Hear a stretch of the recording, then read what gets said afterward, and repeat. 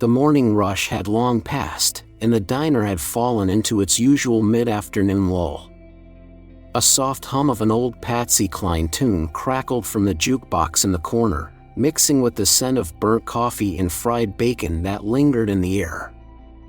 Emily Carter, wiping down the counter for the third time in 20 minutes, glanced at the clock above the coffee machine. It was only 3:15 p.m., but her feet throbbed as if she'd worked a double shift. She sighed and leaned against the counter. The lunch crowd had been sparse: 2 truckers, a couple of retirees who split a BLT and coffee, and a college student who left her a measly 50-cent tip. Rent was due in 2 days, and her tip jar was embarrassingly empty. At 27, Emily felt far older than she should have. Working at Marla's Diner in the outskirts of Cincinnati wasn't the life she dreamed of, but it was the one she had inherited after her mother passed 5 years ago. The bell above the door jingled sharply, pulling Emily from her thoughts. She looked up, and her breath caught. A tall man in a navy suit walked in, his shoes polished to a shine, and his wristwatch, likely worth more than her annual income, glinted beneath the overhead lights. He carried himself with the calm assurance of someone used to being obeyed.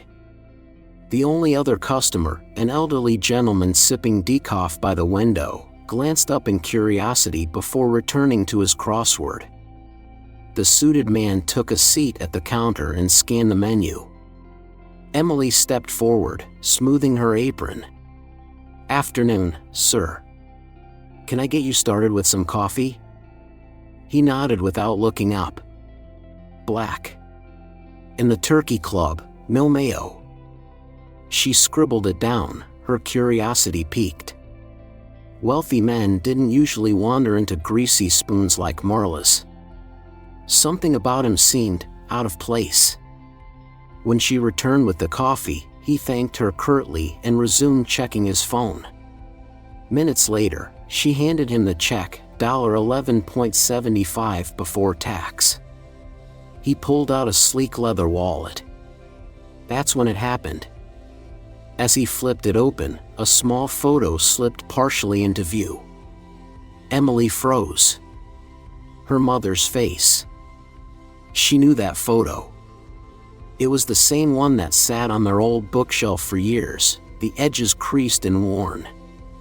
Her mother, Sarah Carter, smiling brightly in her nurse's scrubs, standing in front of the community clinic where she worked most of her life. Emily's voice trembled. "Sir, why is my mother's picture in your wallet?" The man looked up, puzzled at first. Then something shifted in his eyes, just for a second. A flicker of recognition. But just as quickly, his face returned to stone. "I think you're mistaken," he said flatly. Emily's world tilted. She wasn't mistaken. And she wasn't about to let him walk out that door without answers. Emily stood frozen, her hands damp with nerves. The man, Nathan Reynolds, though she didn't know his name yet, returned the photo-laced wallet to his jacket like nothing had happened. He slid a crisp $100 bill onto the counter, far too much for a sandwich and coffee, and rose from his seat without another glance. "Sir, wait!" Emily called after him, stepping out from behind the counter so quickly she nearly knocked over the salt shaker. Her heart pounded in her chest like an old engine trying to restart on a cold morning. That picture. The woman in it, she's my mother.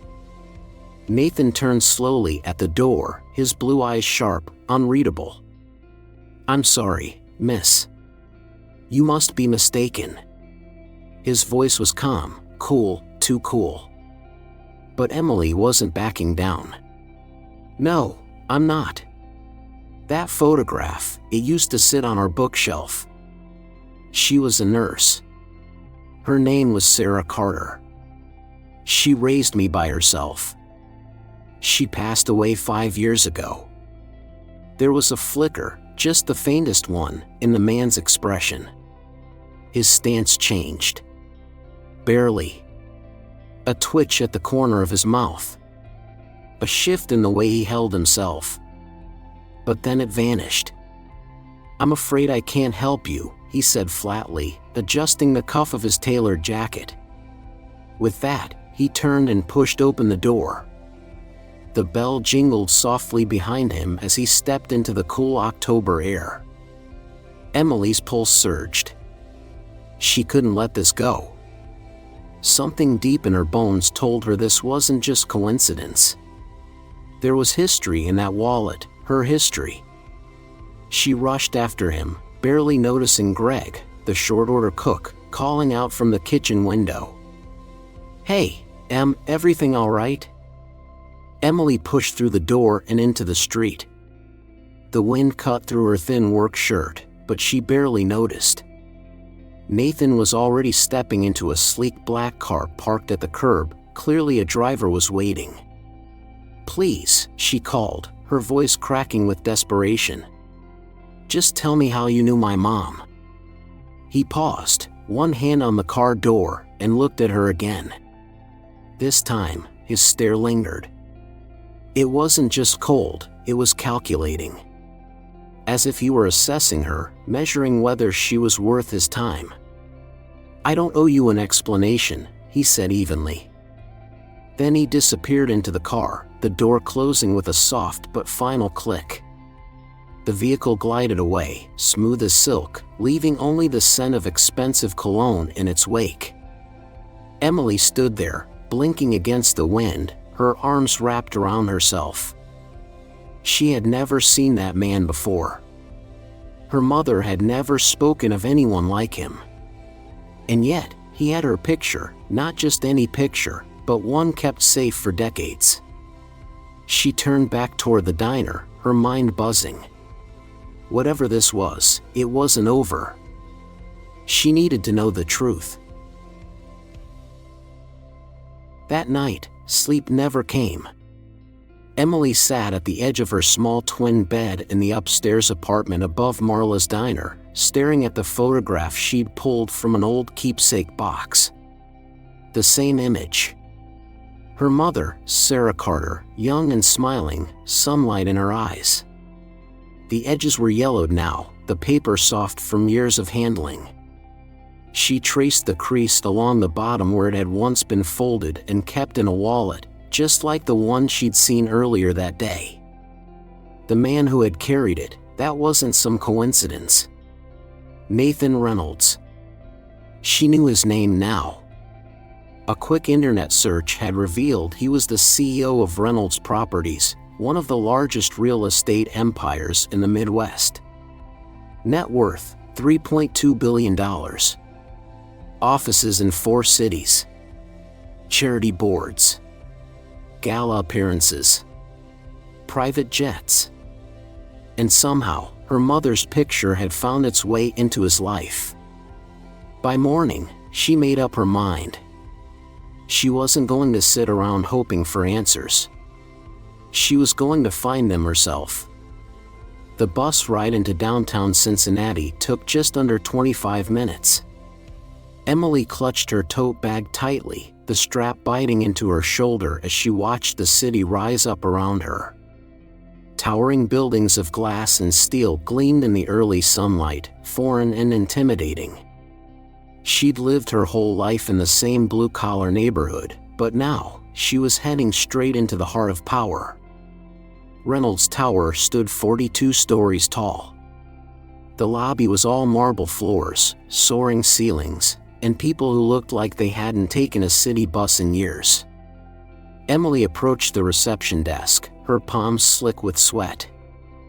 "I'm here to see Nathan Reynolds," she said, trying to sound confident. The receptionist gave her a polite, corporate smile. "Do you have an appointment?" "No, but it's personal. It's important." "I'm sorry, Mr. Reynolds doesn't take unscheduled meetings." Emily's heart sank. She stepped aside, feigning retreat, but her eyes scanned the lobby. Security guards stood near the elevator bank. Employees swiped badges at sleek turnstiles. Her gaze settled on a distracted young man juggling a coffee and a folder while texting.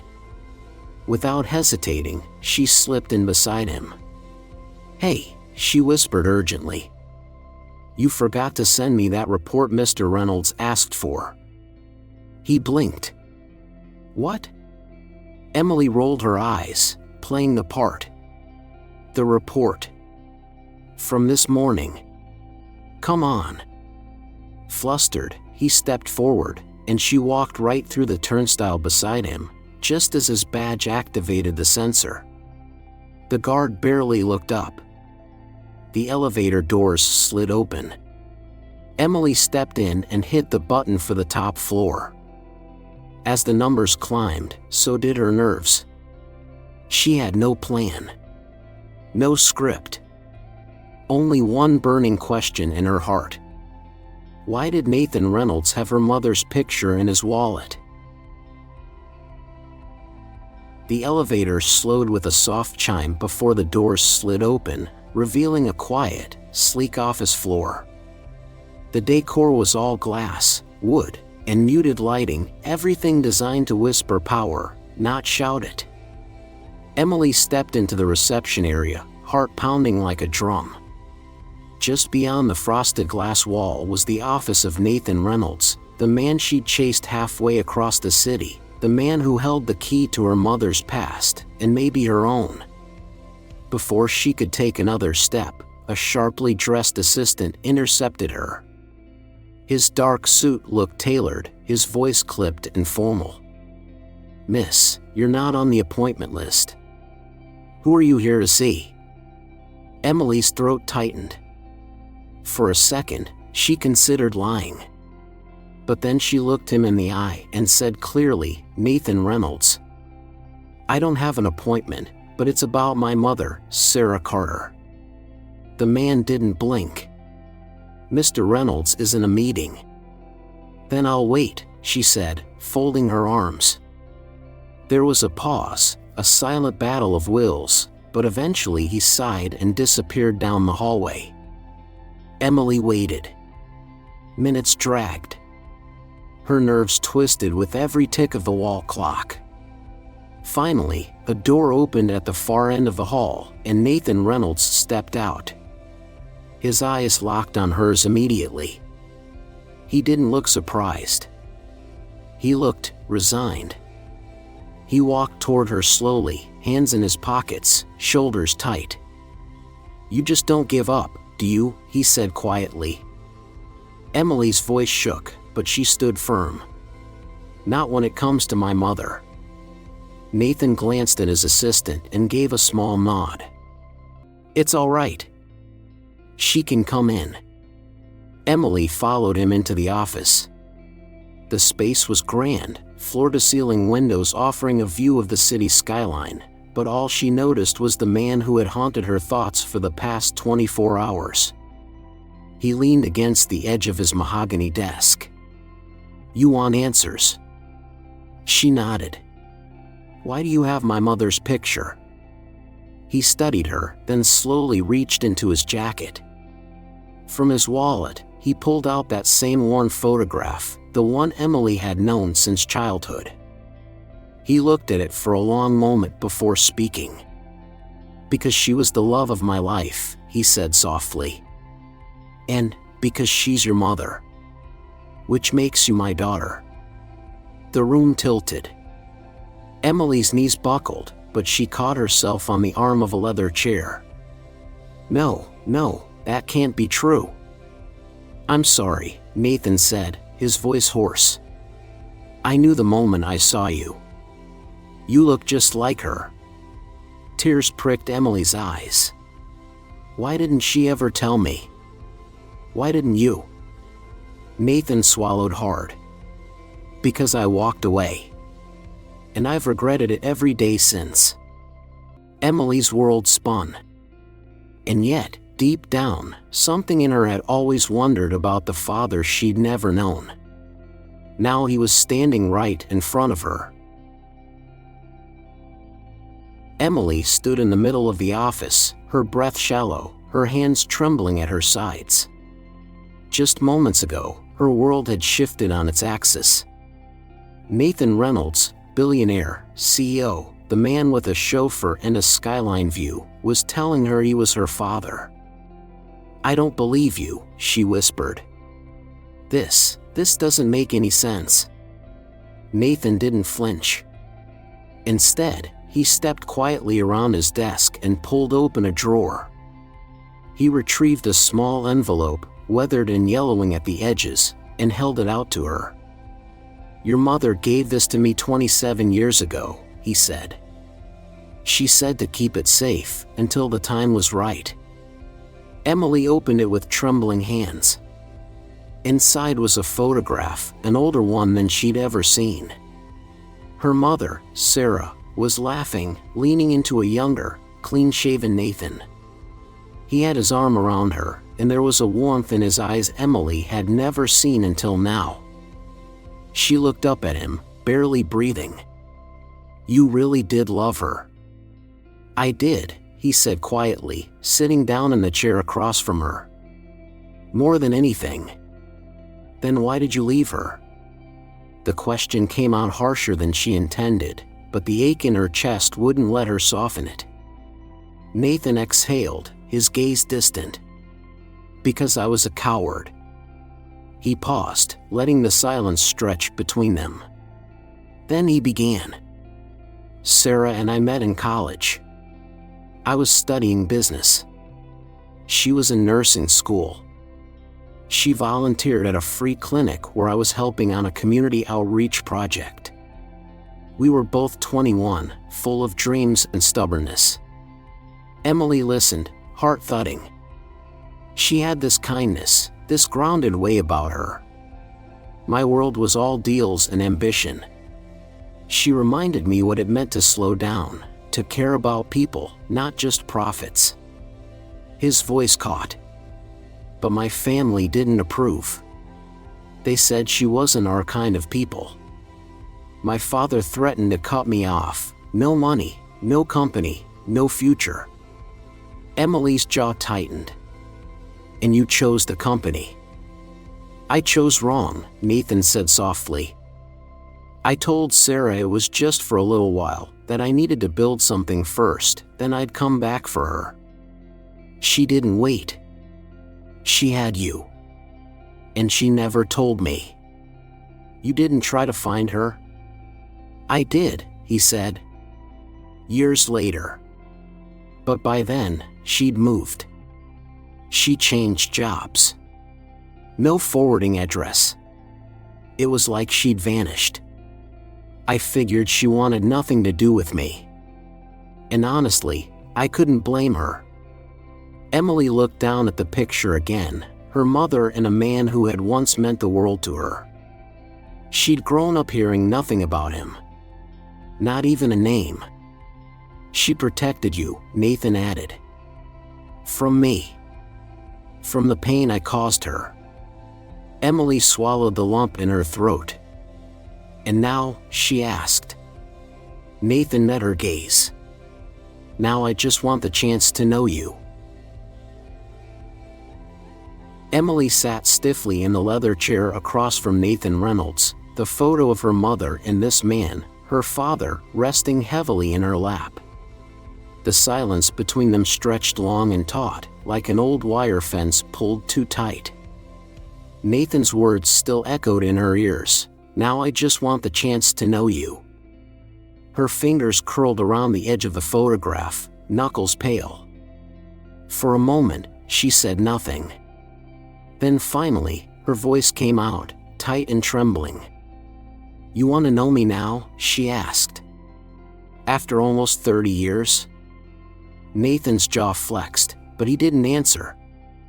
"My mom worked double shifts at the clinic," she continued. "She took night calls at the senior care center just to cover the rent.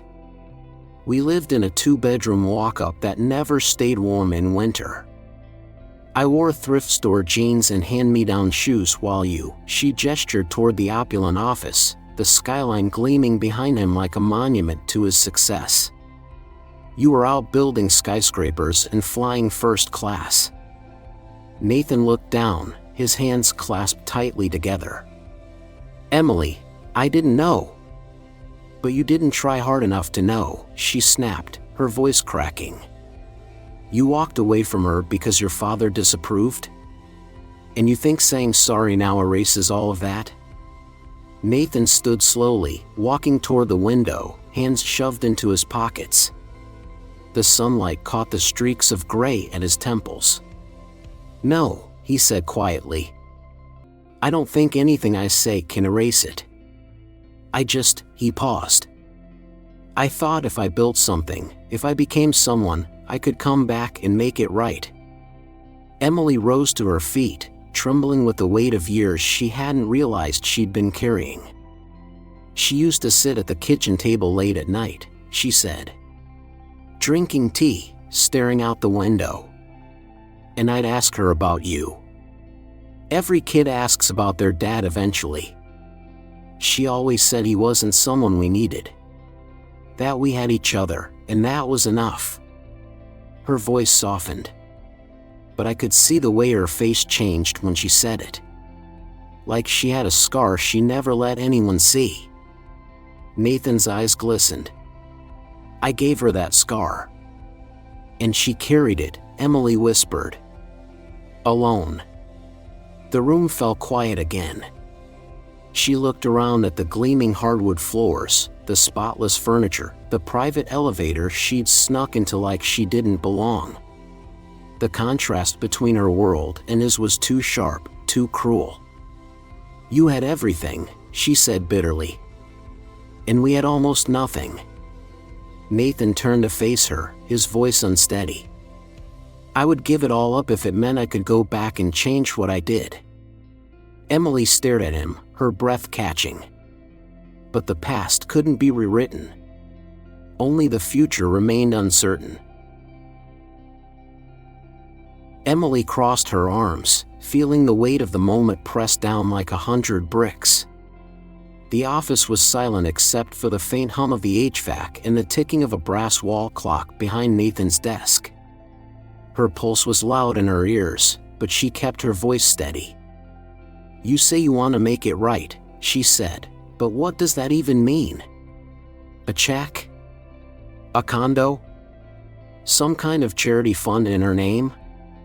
Nathan flinched at her tone, but didn't retreat. "No," he replied softly. "This isn't about money." Emily let out a dry, bitter laugh. "Easy to say when you've got more than you can spend in 10 lifetimes." Nathan stepped closer, careful not to crowd her. "I'm not offering you a payout, Emily. I'm offering the truth. A relationship. Whatever you're willing to give me. I just want to be part of your life, if you'll let me." She looked at him, really looked at him. The sharp suit. The polished shoes. The posture of a man used to control. But beneath it all, his eyes told a different story. Not power. Not pride. Regret. "I can't just flip a switch and call you Dad," she said. "You weren't there for the scraped knees or school dances. You didn't hold her hand when she got sick. You missed everything." "I know," he said. "And I will carry that with me for the rest of my life." Emily walked to the window and stared out at the skyline. The city sprawled below, gritty, beautiful, alive. So many years, she had asked herself in quiet moments why her mother had chosen to stay silent. Why she never mentioned a man like this. Maybe it was pride. Or maybe it was pain too deep to share. She used to say forgiveness was a choice, Emily murmured. Not a feeling. That you forgive because you don't want to carry the weight anymore. Nathan's voice was low behind her. Your mother was a wise woman. She turned, wiping the corner of her eye. You say this isn't about money. Then prove it. He nodded slowly, walking over to a side cabinet.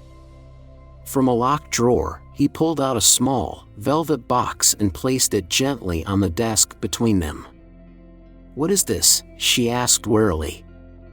He slid it toward her. "It's from your mother. She gave it to me a long time ago, with one condition, that I give it to you when the time felt right." Emily opened the lid with hesitant fingers. Inside lay a delicate silver necklace. A simple pendant, engraved with 3 words. "Forgive. Love. Begin." Her breath caught. "She believed in second chances," Nathan said. "Even when I didn't deserve one." Emily stared at the pendant, her heart aching with memory. Maybe this wasn't about wealth. Maybe, just maybe, it was about healing. Emily stood silently, staring down at the small silver necklace resting in the velvet box. The words engraved on the pendant seemed to glow under the soft light of Nathan's office. "Forgive. Love. Begin." They were her mother's words, so unmistakably Sarah. Simple. Strong. Full of grace. The kind of grace Emily wasn't sure she had in her just yet. She closed the lid gently and placed the box back on the desk. Nathan watched her, hands at his sides, eyes searching her face, not with expectation, but with something else. Maybe hope. Maybe fear. "I don't know what you want from me," she said softly. "You can't go back. You can't undo everything she went through." "I know," Nathan said. "This isn't about undoing. It's about starting where we are. From the truth." Emily turned away from him and looked out the window again. Below them, traffic moved steadily through the city.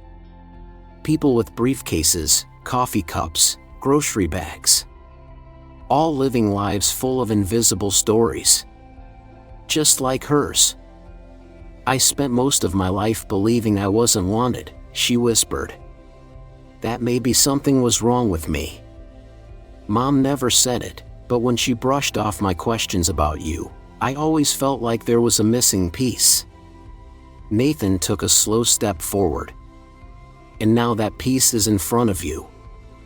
Flawed, older, full of mistakes, but still here." Emily smiled faintly. "That's the first honest thing you've said all day." He let out a quiet chuckle, the sound tinged with humility. "I don't trust you," she added. "Not yet." "You don't have to," Nathan replied. "All I'm asking for is the chance to earn it." Emily turned to face him again. For the first time, she didn't see the billionaire with the skyscraper office. She saw a man who had lived with the cost of his choices. A man who lost something he couldn't buy back. A father, too late, maybe, but one who was trying. She reached for the necklace again, holding it up between them. The light caught the engraving. "Forgive. Love. Begin." "I don't know where this leads," she said. "But I think my mom would have wanted me to at least find out." Nathan nodded, his voice thick.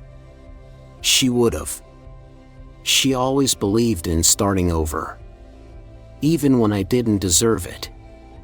Emily stepped toward him, slowly, carefully. She didn't offer a hug. Not yet. But she extended her hand. "One step at a time," she said. He took it. And in that quiet office, 2 people who had spent a lifetime apart finally stood at the edge of something new, not perfect, not easy, but possible. A beginning. Sometimes, life is a way of circling back to the questions we thought we'd buried long ago. In Emily's story, an ordinary waitress who discovers an extraordinary truth about her past, we are reminded that even the most unexpected moments can bring about the kind of reckoning that reshapes a life.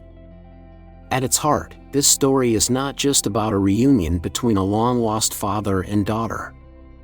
It is about healing, forgiveness, and the complicated beauty of second chances.